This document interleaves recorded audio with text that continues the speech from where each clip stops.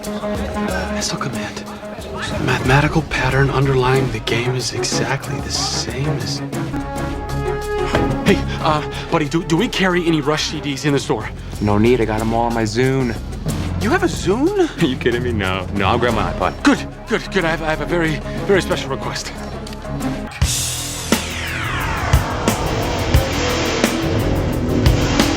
Monday warrior, mean strike. Today's Tom Sawyer, mean pride.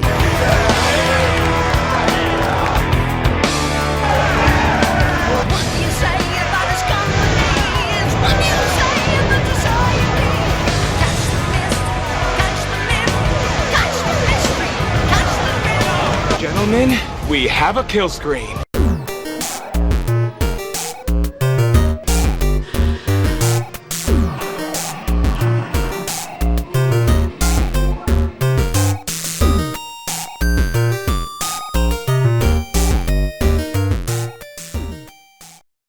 Hey, what's up guys? Today we're gonna see if we can get this missile command working. If you remember, man, I guess it was like 6 months ago now. It was a long time ago.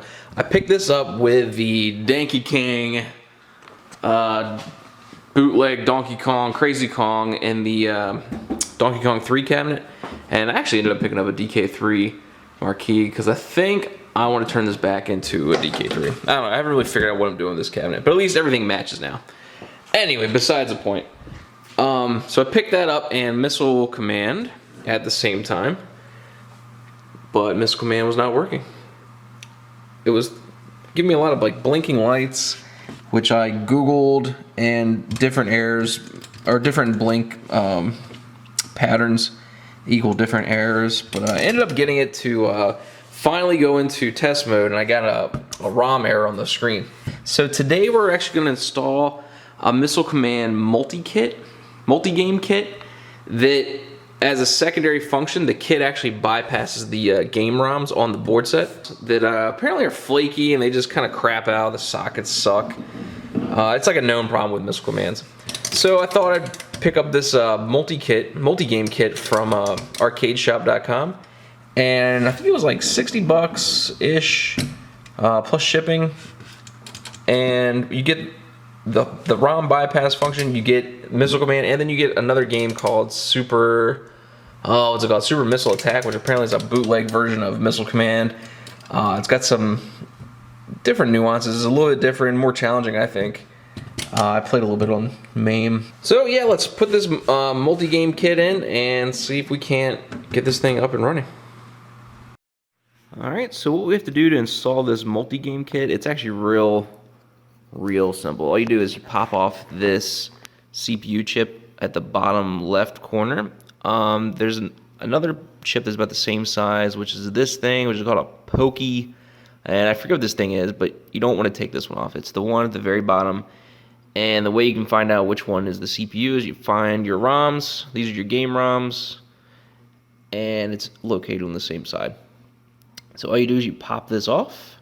Stick this piece on top of the daughter board, which we're going to take out of the plastic here in a second, and then take the daughter board and stick it where the CPU used to be. That's pretty much it. So let me get this thing out of the bag and see if we can't do some chip popping.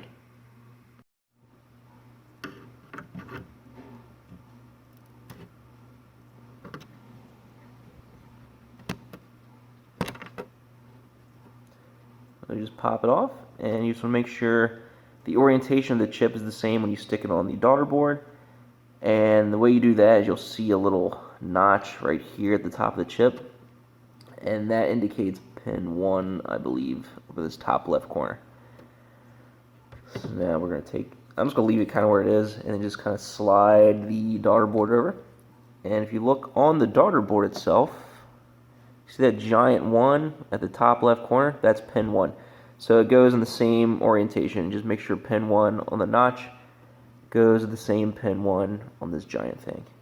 So we're just going to slide it over to this. Make sure your pins line up. Take your time to get the CPU into the actual daughter board. And here's that notch. If you couldn't see it on the close-up earlier. Man, this lighting sucks. See that little half circle notch? You want that at the top where the 1 is. And then all we're going to do is just slide it in to this chip and make sure the pins on the bottom of the dartboard line up to the pins on this thing. And that's it. Then you just slide it in place and double check your work.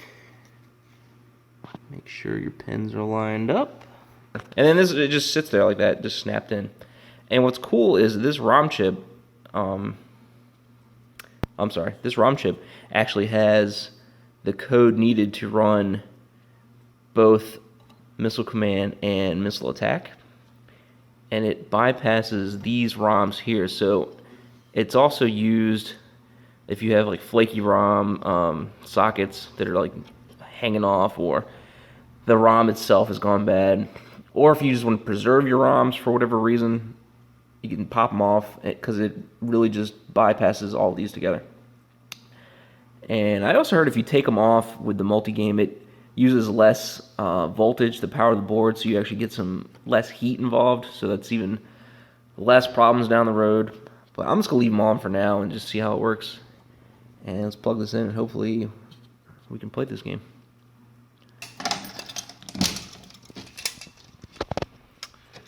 And switch.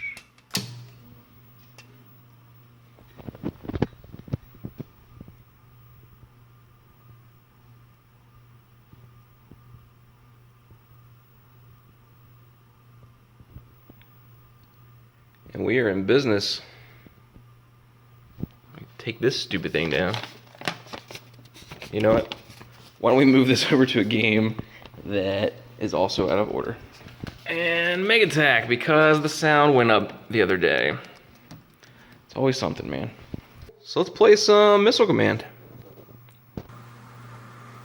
Alright, we are fired up. And for those that don't know anything about Missile Command, it's pretty simplistic, but challenging as hell at the same time.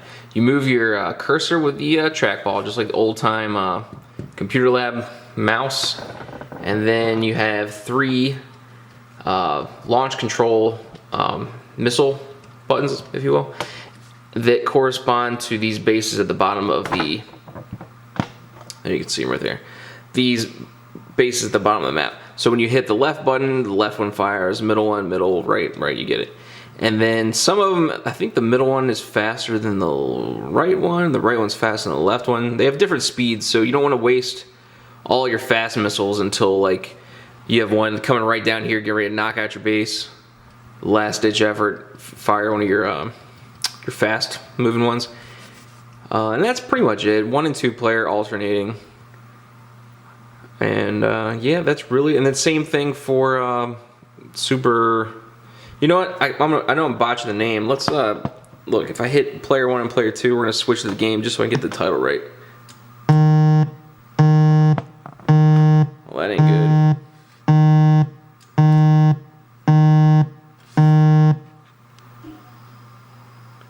What the hell was that about?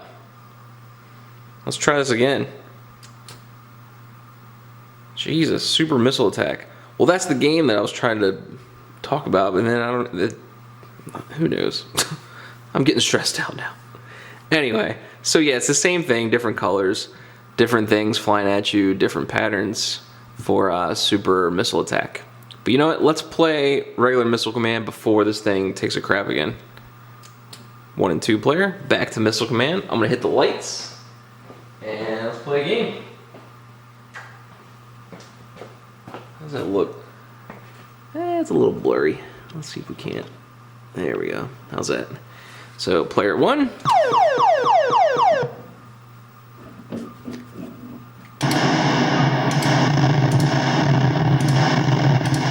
And you just want to get in front of your the missiles coming from the sky, which I'm assuming is Russia, given the time that this game was made, Cold War and all that jazz. And then you get bonus points for saving all of your bases. And let me use one of my fast missiles just so you can see. See, that one goes a little bit faster. You can take out this jet that also drops more bombs, missiles. And then each time it gets a little bit more difficult, more missiles. They're moving faster. See, right now I'm talking, not paying attention. I'm gonna lose a base. Get this stupid airplane. And then that noise, that boing, means you're out of missiles for that particular base. And I missed one. So score wasn't as good that time. But I got bonus city.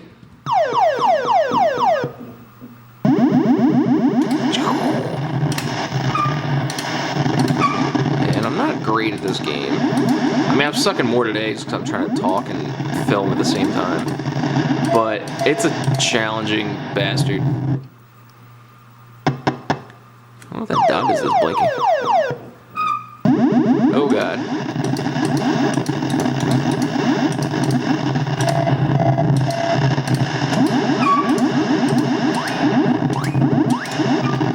Oh, I have one base. I'm all out. So when you're out of missiles, you see the thing goes a lot faster. And I didn't stop World War III. Kind of a bummer. Man. High scores. I didn't even get on the high score. I have gotten on the high score. I think a function of this multi-game kit actually saves your high score as well. Alright, well that's Missile Command. Let's play some Super Missile Attack. And it's really, really similar. Oh, help if I hit one player start. But you see the colors, like the sprites are different colors. They might even be different shapes, like the bases look like they're on fire down there. I don't remember that from the last one.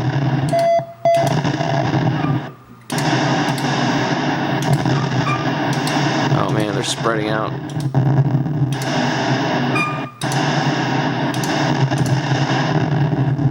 Get out of here.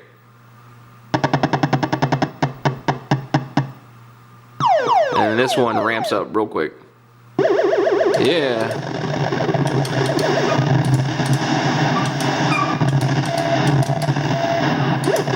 Come on, man. I'm out everywhere? Oh no, I still got some. But might as well be out because I'm gonna... Yeah, I'm out. I got two little... No, I got three.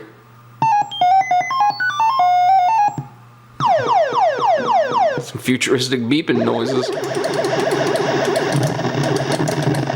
And right now I'm just kind of mashing buttons.